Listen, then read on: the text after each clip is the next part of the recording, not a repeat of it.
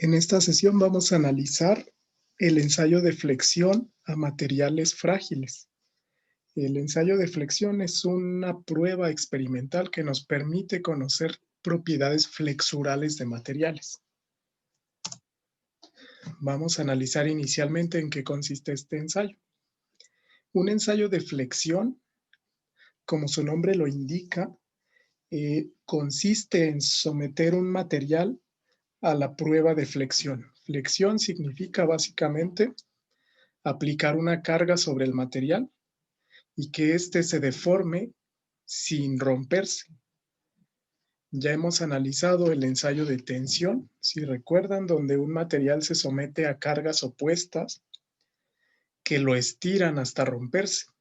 Sin embargo, algunos materiales que suelen ser muy frágiles no nos darían mucha información en un ensayo de flexión. Directamente pueden llegar a romperse muy rápido. Entonces, este ensayo de flexión se utiliza para materiales frágiles, que no se pueden analizar fácilmente por el ensayo de tensión convencional. Esto principalmente a causa de la presencia de imperfecciones en su superficie. Una alternativa del ensayo de tensión, entonces, es este ensayo de flexión. En un ensayo de flexión, un material se somete a una fuerza cortante en su superficie. Si analizamos estas figuras, primero vamos a analizar esta de aquí. Pensemos en una placa de un metal que se coloca entre dos bases. Estas dos bases actúan como soporte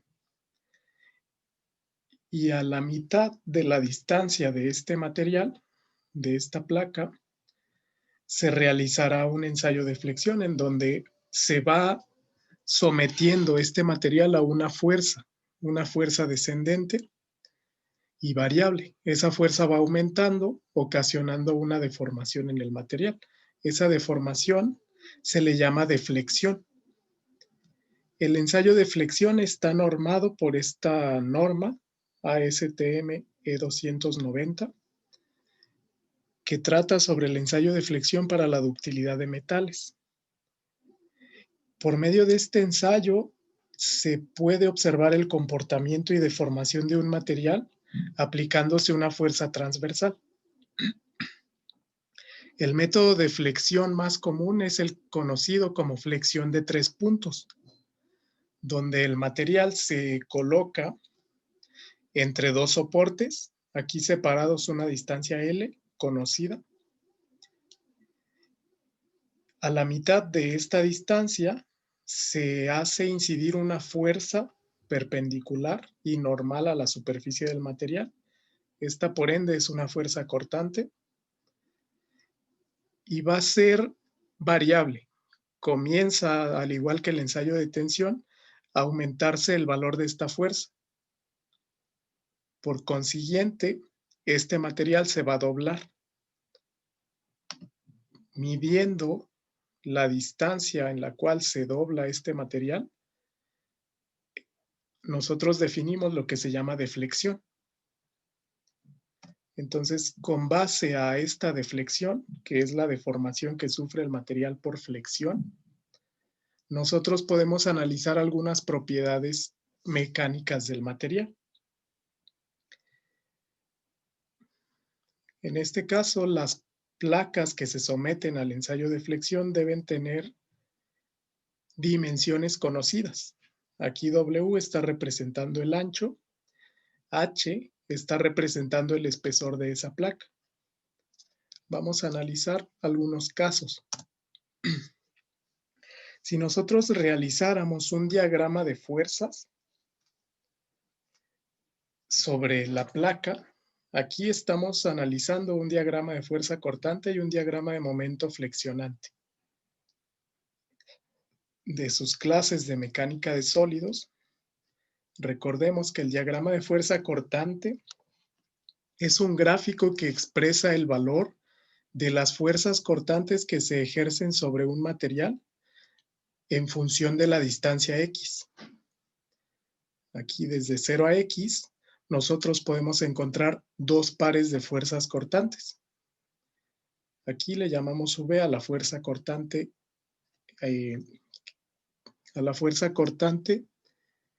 que se ejerce sobre este material.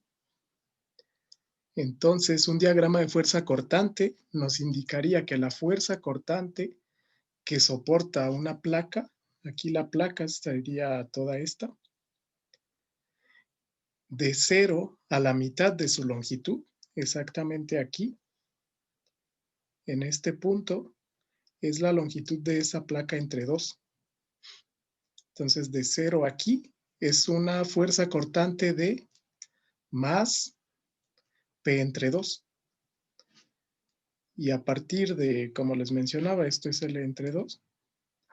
De L entre 2 hasta la distancia X igual a L, esta es su longitud, el material soporta una fuerza de menos P entre 2, sometido a la fuerza P. Esto se obtiene, si ustedes lo quieren comprobar, por medio del análisis de las leyes del equilibrio de la estática, en donde a partir de la placa que nosotros tenemos, imagínense que tenemos esa placa de longitud L, en L entre 2 tenemos una fuerza descendente P. Entonces, para este diagrama se plantea la resolución de 3 ecuaciones. Además, se puede dividir en secciones y resolver 3 ecuaciones de equilibrio. La suma de todas las fuerzas en Y es igual a 0, en X también.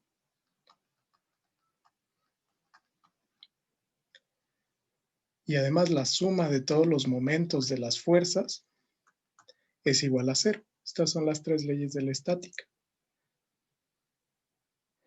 Entonces, resolviendo este sistema, nosotros obtenemos este diagrama de fuerza cortante para flexión. Este es el valor de la fuerza cortante, V, en función de la fuerza que se ejerce P. Entonces, esto para las fuerzas cortantes, en un ensayo de flexión también encontramos un diagrama de momento flexionante, que al igual que el diagrama de fuerza cortante, aquí se representa el momento de la fuerza a lo largo también del eje X. Exactamente a la mitad, sigue siendo la mitad de la longitud. Y ahí nosotros nos encontramos con el momento flexionante máximo que va a soportar este material sometido a tensión. Se puede demostrar por medio de estas mismas leyes de la estática que el momento flexionante máximo que sufre un material equivale a la fuerza P por la longitud L de la barra dividido entre 4. Esta información nos dice que para un material sometido a flexión,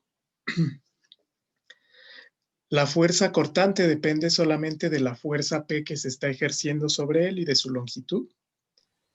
Y el momento flexionante depende también de esa fuerza P y de su longitud.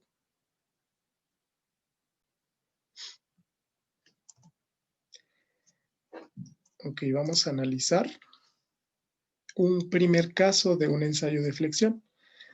Este ejemplo que yo les presenté se llama ensayo de flexión de 3 puntos. Fundamentalmente podemos encontrar dos: flexión de 3 puntos y de 4 puntos. Cada uno de ellos tiene diferentes ecuaciones. Se llama de 3 puntos porque este material está soportado en 2 puntos. Este y este son 2 soportes y el tercer punto está sometido a la fuerza. Esa fuerza, como vimos exactamente, es usual que se realice en la longitud L entre 2. Para un ensayo de flexión de 3 puntos vamos a definir primero las variables. La primera variable es la fuerza que se incide a lo largo del ensayo de tensión. Otra variable es la separación entre las barras, esta variable L. es la separación entre los puntos de apoyo. No es la longitud total de la placa, eso es importante, sino que es la separación entre los puntos de apoyo, porque el material se flexiona solamente entre estos dos puntos. Además, el material vamos a considerar que es una placa metálica con un grosor W o un ancho W y un espesor H. Después del ensayo de flexión, esta barra o esta placa se va a doblar. La distancia entre cuánto se ha desplazado el punto, pensemos por ejemplo que tenemos esa barra, cada uno de los puntos, si pensamos en la placa en el punto superior o en el punto inferior, se desplaza una distancia. A esa distancia de desplazamiento le vamos a llamar deflexión y la vamos a simbolizar con la letra delta. Entonces, esas son las variables. F es carga aplicada, L es la separación entre los puntos de apoyo, W es el ancho de la barra, H es el espesor, delta es la deflexión. Con base a estas variables, nosotros podemos definir primero un esfuerzo de flexión. Es común llamarle sigma F o sigma flexión para representar el esfuerzo. En este caso es un esfuerzo cortante que se ejerce sobre la barra en un ensayo de tensión, de flexión, perdón. Es flexión de 3 puntos. Entonces esto se calcula de la siguiente manera. Esta propiedad también se le llama resistencia a la flexión. Se calcula como 3 veces la fuerza aplicada por la longitud L de la barra o de la placa entre 2 veces el ancho W por H cuadrada. H vimos que es el espesor. Y finalmente tenemos una propiedad análoga al módulo de elasticidad llamado módulo de flexión. Aquí le llamamos E de flexión o EF y se calcula en función de las mismas variables. L cúbica por F entre 4 por W, que es el ancho de la barra, por el espesor, al cubo, por delta. Estas ecuaciones corresponden a un ensayo de flexión de 3 puntos. Otro ejemplo, otro ensayo que podemos realizar es el ensayo de 4 puntos. En este caso, se somete el material a 2 fuerzas. 2 fuerzas descendentes también. Tenemos fuerza 1 y fuerza 2. Y además contamos con 2 puntos de apoyo. Entonces, por eso es flexión de 4 puntos. Son los 2 soportes y las 2 fuerzas.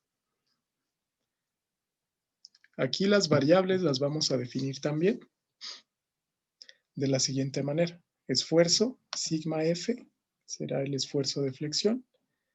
Inicialmente aquí tendríamos estos 4 puntos.